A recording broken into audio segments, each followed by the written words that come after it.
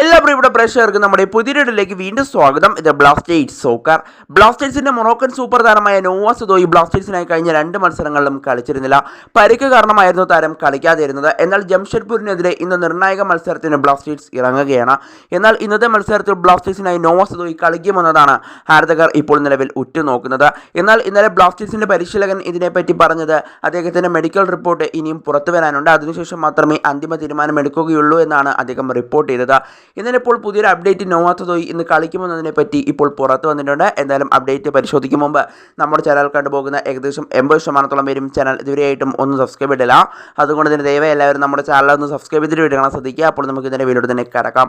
എന്തായാലും നോവ സദോയി ഇന്നത്തെ മത്സരത്തിൽ കളിക്കുമെന്നതിനെ പറ്റി ഇപ്പോൾ ഒരു അപ്ഡേറ്റ് പുറത്തു വന്നിട്ടുണ്ട്.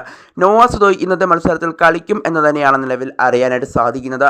കൂടാതെ ഇന്നലെ വൈകിട്ട് നടന്ന അവസാനഘട്ട ട്രെയിൻ സെഷനിൽ ഇപ്പോൾ നോവ സദോയി പങ്കെടുത്തിട്ടുണ്ട്. അതുകൊണ്ട് തന്നെ നോവ സദോയി ഇന്നത്തെ മത്സരത്തിൽ അവൈലബിൾ ആയിരിക്കും എന്നാണ് നിലവിൽ അറിയാനായിട്ട് സാധിക്കുന്നത്. കൂടാതെ ബ്ലാസ്റ്റേഴ്സിന് വീണ്ടും ഒരു തിരിച്ചടി ഇപ്പോൾ ഏറ്റിട്ടുണ്ട്.